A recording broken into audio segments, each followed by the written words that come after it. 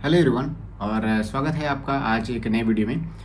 दरअसल क्या है कि CBT 2 का लेवल 4 और लेवल 6 का एग्ज़ाम हो गया है और आंसर की भी उसकी आ गई है। और सभी लोगों को जैसा कि पता है कि पेपर बहुत बहुत कठिन था।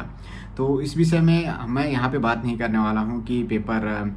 किस तरह से था या फिर उसका कट ऑफ क्या जाने वाला है, क्योंकि कोई भी मैं इस तरह के वीडियो से थोड़ा सा दूर रहता हूँ, क्योंकि इसका अंदाज़ा लगा पाना थोड़ा सा बहुत मुश्किल होता है। क्योंकि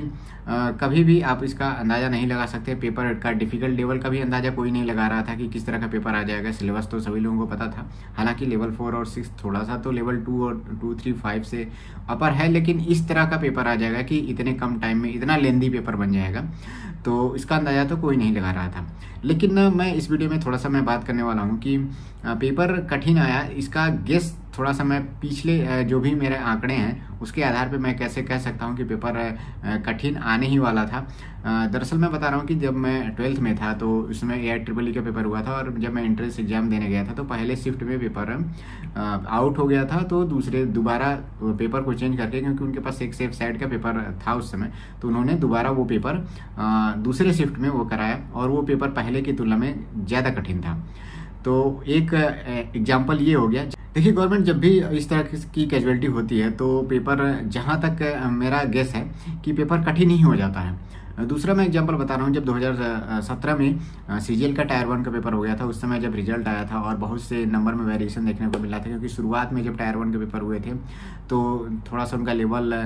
कठिन था। बाद में जब पेपर हुए 2017 की मैं बात कर रहा हूँ, तो उसमें पेपर बहुत थोड़ा सा आसान हो गए थे, तो उनके नंबर ज़्यादा आ गए और पहले वाले लोगों के नंबर कम आ गए। तो बहुत से लोगों का उस समय पहली बार जब रिजल्ट निकला तो नहीं हो पाया। फिर से उनको क्या हुआ कि काफ़ी लड़कों ने प्रोटेस्ट किया और उनको दोबारा से स्कोर को नॉर्मलाइज करके रिजल्ट निकालना पड़ा टायर 1 का। तो इस तरह से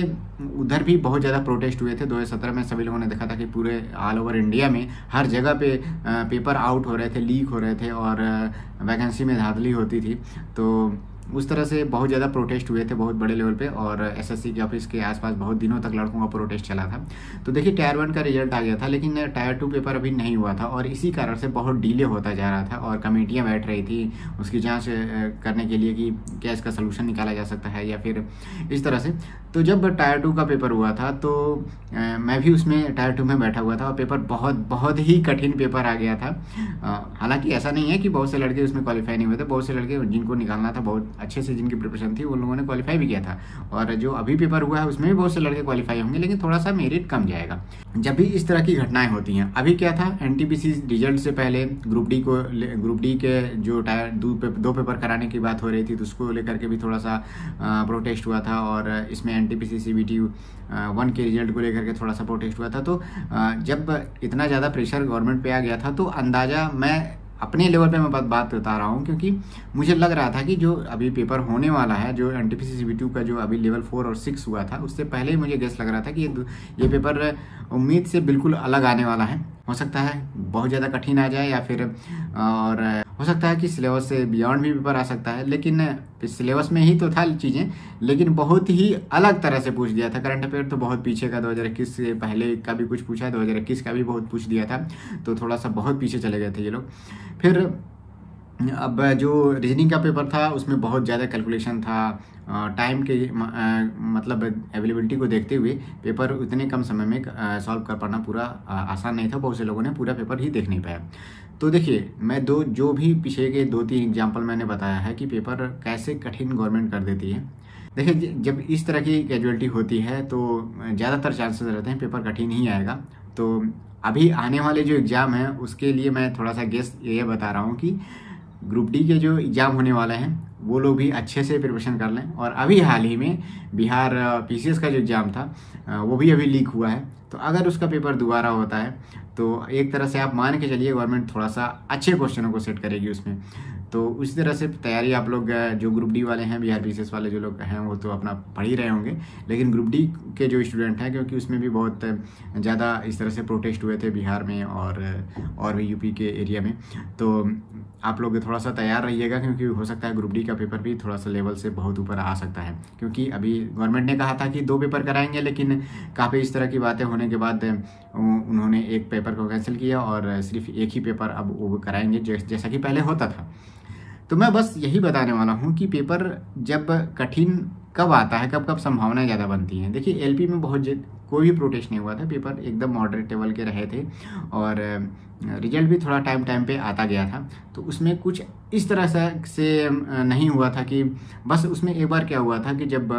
जो टेक्निकल का पोर्शन था उसमें बहुत से लड़के क्वालिफाई नहीं कर पाए थे, तो इस तरह से अंदेशा लग रहा था कि उसमें नॉर्मलाइजेशन होगा कि नहीं होगा, नहीं होगा कि होगा। तो इसमें थोड़ा सा ग्रीवियंसेस पड़े थे, तो वो भी नॉर्मलाइज्ड किया गया था एनटीपीसी में, जो एएलपी के जो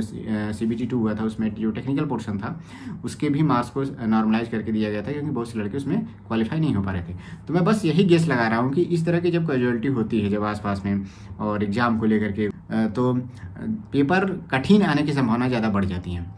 अब दूसरी बात है, कई लोग कहेंगे कि क्या हम मतलब अगर गवर्नमेंट जो चाहे वो करे और हम लोग उसका विरोध ना करें। तो मैं देखिए उस विषय में मैं यहाँ पे बात नहीं करने वाला हूँ, बस मैं आपको ये बताने वाला हूँ कि अगर इस तरह की चीज़ें अगर होती हैं तो आपको अपनी तैयारी बढ़ा के रखनी चाहिए, क्योंकि कुछ भी हो सकता है। अब क्या है कि आप उल्टा तो सवाल ये नहीं कर सकते ना कि पेपर कठिन आ गया, आप कठिन पेपर क्यों देते हैं, कठिन पेपर क्यों देते हैं। देखिए पेपर कठिन हो या फिर आसान हो, अगर आसान है तो हो सकता है 100 में 80 क्वेश्चन या फिर 85 क्वेश्चन करने वालों की संख्या ज़्यादा हो। पेपर कठिन होता है तो 100 क्वेश्चन में हो सकता है कि 70 या 75 क्वेश्चन करने वालों की संख्या ज़्यादा हो, क्योंकि 10 क्वेश्चन सबके, 5 क्वेश्चन 6 क्वेश्चन कम हो जाएंगे। लेकिन ऐसा नहीं है कि गवर्नमेंट कहती है कि जो 90 से ऊपर लाएगा उन्हीं का सिलेक्शन होगा। वो ऊपर से उतने स्टूडेंट का सिलेक्शन करेगी जितने लोग उस नंबर के दायरे में, मतलब उस जितने नंबर ऑफ पोस्ट है उस दायरे में वो आ जाते हैं, चाहे वो 2 क्वेश्चन ही करने वाले, 2 क्वेश्चन ही आप किए हों और उससे ज़्यादा क्वेश्चन ना करने वाले स्टूडेंट की संख्या बहुत कम हो। तो ठीक है। अब एक बात और मैं बताता हूँ कि जब पेपर डिफ़िकल्ट आता है और उम्मीद से अलग आ जाता है तो उसमें नुकसान किसका ज़्यादा होता है। उसमें नुकसान सबसे ज़्यादा उनका होता है जो लास्ट 1 मंथ की स्ट्रेटजी के अनुसार पढ़ाई करते हैं। मैं भी ऐसे वीडियो बनाता हूं और बताता हूं कि अगर आपके पास 1 महीने बचे हैं और या फिर 40 दिन बचे हैं तो आपको किस तरह से पढ़ना चाहिए जिससे ओवरऑल सिलेबस आपका कंप्लीट हो जाए। तो इस समय आप देखिए उम्मीद से अलग पढ़ाई नहीं कर सकते। जो अनएक्सपेक्टेड पेपर है उस पर तो आप पढ़ाई कर नहीं सकते, क्योंकि वो हमेशा तो आता नहीं है, वो कभी कभी होता है। तो आप रेगुलर जो पैटर्न है, जिस पैटर्न के क्वेश्चन आते रहते हैं, जो प्रीवियस ईयर में आते रहते हैं, या फिर जो करंट अफेयर का जो हाईलाइटेड क्वेश्चन है, या फिर जो रीजनिंग के जो हाईलाइटेड टॉपिक है, जो कई पैटर्न, मतलब एक ही पैटर्न पे ज़्यादातर जिस तरह से क्वेश्चन पूछाते हैं उसी तरह के क्वेश्चन की ही प्रैक्टिस करेंगे, तभी इतने में ही आपका 1 महीना चला जाएगा। तो यही है कॉमन स्ट्रेटजी जब लास्ट मंथ की प्रिपरेशन की स्ट्रेटजी की बात होती है। तो जो लड़के इस तरह के प्रिपरेशन स्ट्रेटजी में, तो वो ज़्यादा इसमें फंसते हैं और उनके मतलब उनकी जो तैयारी रहती है उससे बिल्कुल अलग आ जाती है पेपर, तो वो थोड़ा सा उनका नुकसान हो जाता है। दूसरी बात यह है कि जब ऐसा नहीं है कि जब कठिन पेपर आता है तो जो अच्छे स्टूडेंट हैं उनका भी नुकसान होता है, लेकिन होता क्या है कि जब कठिन पेपर आ जाता है तो जो अच्छे स्टूडेंट हैं वो जितना उम्मीद करके गए रहते हैं, जैसे क्या है कि अब अगर आप कोई टेस्ट सीरीज देते हैं तो उसमें 120 क्वेश्चन था, उसमें 100 क्वेश्चन से अधिक कर रहे हैं, 105 कर रहे हैं, कभी कभी 110 कर सकते हैं, 95, इस तरह के इतने ज़्यादा क्वेश्चन अगर आप कर रहे थे और पेपर में जब आप जाते हैं तो हो सकता है 80 क्वेश्चन, 85 क्वेश्चन, 75 क्वेश्चन के आसपास, या फिर 70 से प्लस और 80 के इर्द गिर्द ही अगर आप रह जाते हैं तो थोड़ा सा आपको होता है कि पेपर बहुत कठिन था और उम्मीद से अलग आ गया था। लेकिन आपकी तैयारी अच्छी थी और आप रेगुलर पढ़ रहे थे, तो आप नॉर्मल क्वेश्चन तो कर ही रहे थे, लेकिन कुछ अलग भी आ जाता है तो भी आपकी तैयारी अच्छी होने के कारण उसमें से भी 2-4 क्वेश्चन आपने कर लिया होगा। लेकिन जो लास्ट मंथ की स्ट्रेटजी के आधार पर पढ़ते हैं, या फिर पिछले 10 दिनों से अभी पढ़ाई तेजी से कर रहे हैं, या फिर कोई ऑनलाइन टेस्ट ही उन्होंने नहीं दिया है, तो इस तरह के स्टूडेंट के ऊपर बहुत ज़्यादा बर्डन हो जाता है और उनका नुकसान हो जाता है। क्योंकि होता क्या है कि अगर उन्होंने टेस्ट सीरीज नहीं दिया है तो उन्हें टाइम मैनेजमेंट करना भी आसान मतलब आता नहीं है। दूसरा बात मैं बता रहा हूँ कि जब भी आप पेपर सॉल्व करते हैं, मैं देखता हूँ कि अगर अभी जो पेपर हुआ है उसमें बहुत से स्टूडेंट ने क्या किया है कि शुरुआत से ही पेपर हर क्वेश्चन को करने को ट्राई किया है। देखिए होता क्या है कि अगर आपका क्वेश्चन एक बार में नहीं होता है तो आप जिद पे मत पड़िए। अगर उसने 1 या 2 मिनट ले लिया है तो अगर नहीं हुआ है तो आप कोशिश करिए दूसरा क्वेश्चन करने के लिए, क्योंकि अगर 2 मिनट और दे करके आप उस क्वेश्चन को कर भी लेते हैं, हो सकता है अगला क्वेश्चन वो 30 सेकंड में होने वाला हो, तो आप 2 मिनट में ये क्वेश्चन तो कर ही लिए, लेकिन हो सकता है कि अगला क्वेश्चन आप 30 सेकंड में कर लेते हैं, तो वो क्वेश्चन बिना देखे भी अगर आप इसको कर भी ले जाएं 2 मिनट में तो भी आपका नुकसान ही है। तो अगर 1 मिनट 30 सेकेंड या 45 सेकेंड में, या फिर 1 मिनट से ज़्यादा 2 मिनट में भी अगर नहीं हो पाया है और लगता है कि मैं 1 मिनट और दे दूं और क्वेश्चन हो जाएगा, या फिर थोड़ा सा और एक बार शुरू से करते हैं फिर जल्दी से हो जाएगा, तो इस तरह से की गलती आप ना करें। जब हो सकता है कि अगर गलती बस आपको लग रहा होगा कि मैं कर लूँगा लेकिन वो नहीं हो पाया, तो फिर से दोबारा आप उसको तुरंत मत ट्राई करिए, बाद में भले ही ट्राई कर लीजिए, लेकिन तुरंत नहीं ट्राई करना। सबसे पहले तो आपको ये आना चाहिए कि क्वेश्चन देखते ही आपको अंदाजा लग जाना चाहिए विदिन 10 सेकंड के अंदर कि ये क्वेश्चन मुझे करना चाहिए कि नहीं करना चाहिए। देखते ही क्वेश्चन ये आपको छांटने आना चाहिए, सबसे पहली बात। और दूसरी बात ये है कि जब 120 क्वेश्चन का पेपर रहता है तो आप अपने माइंड में एकदम कम से कम ओवरऑल बना लीजिए कि जब आप शुरुआत के 10-15 क्वेश्चन 20 क्वेश्चन भी अगर आप देखेंगे तो आपको अंदाजा लग जाएगा कि पेपर का लेवल किस तरफ जा रहा है। अगर आसान क्वेश्चन मिलते जा रहे हैं तो जाहिर सी बात है आपके क्वेश्चन होते जाएंगे, लेकिन हो सकता है कि कभी 50 क्वेश्चन 60 क्वेश्चन के बाद जो कठिन क्वेश्चन आने शुरू हो जाए, बहुत कठिन क्वेश्चन आने शुरू हो जाए, लेंदी क्वेश्चन आने शुरू हो जाए। तो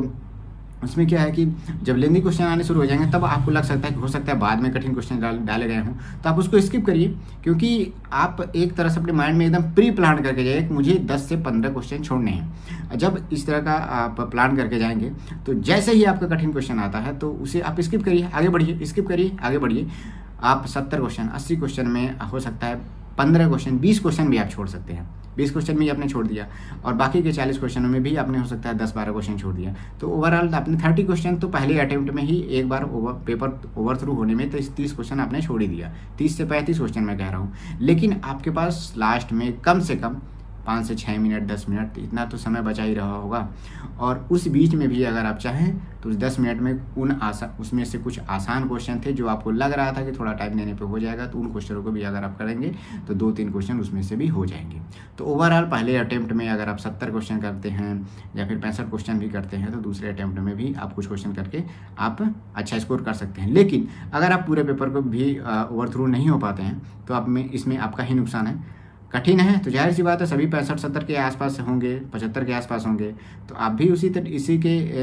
अकॉर्डिंग ही चलिए। मैं जो अभी पैटर्न बताया हूँ कि अगर इस तरह की कैजुअलिटी होती है गवर्नमेंट के अगेंस्ट या फिर प्रोटेस्ट होता है पेपर के इस तरह के खिलाफ, तो पेपर का लेवल कभी भी बदल सकता है, और इसमें ज़्यादातर अनुमान यही लगाइए कि पेपर कठिन ही आएगा। और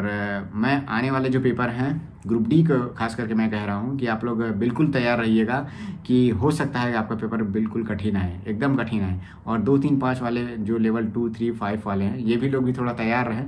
कि आप लोग 4 और 6 का लेवल का तो देख ही लिया आपने, अब आप 2, 3, 5 वाले भी थोड़ा तैयार रहें, क्योंकि हो सकता है इनका भी पेपर कठिन है, क्योंकि ये लोग भी अलग नहीं हैं। जो लोग लेवल 4 और 6 दिए हैं वही लोग लेवल 2, 3, 5 भी वो लोग भी देंगे, उसके अलावा भी और भी स्टूडेंट हैं। ठीक है, अच्छी बात यह है कि आंसर की भी आ गई और इतनी जल्दी आपको अंदाजा भी लग गया कि मेरा नंबर कितना के आसपास में आ रहा है, तो थोड़ा सी पढ़ाई आपकी बढ़ जाएगी। कोशिश करिए कि लेवल 2, 3, 5 में भी ऐसी गलती ना हो जो लेवल 4 और 6 में हुआ हो। अभी मेरे पास एक PDF है जो अभी लेवल 4 और 6 का जो एग्जाम हुआ है उसके कुछ क्वेश्चन और उसी तरह के टाइप के क्वेश्चन भी उसमें फोटो क्लिक करके एक PDF बनाया हूँ, तो आप टेलीग्राम से उसको डाउनलोड कर लीजिएगा। ज़्यादा क्वेश्चन नहीं है, टेलीग्राम का लिंक मैं नीचे डिस्क्रिप्शन में दे रहा हूँ, चाहे तो आप सर्च कर सकते हैं @द स्टूडेंट ऑफिशियल नाम से है, और वहाँ पर मैं वो PDF अपलोड कर दे रहा हूँ। उसमें भी कुछ क्वेश्चन है, आप उसको ज़रूर देखिएगा, उसको सॉल्व करिएगा, अच्छे क्वेश्चन हैं वो भी। तो thank you, all the best. और लेवल 2, 3 और 5 के जो स्टूडेंट हैं वो लोग अपनी पढ़ाई बढ़ा दीजिए और मान के चलिए कि उनका भी पेपर कठिन ही आने वाला है।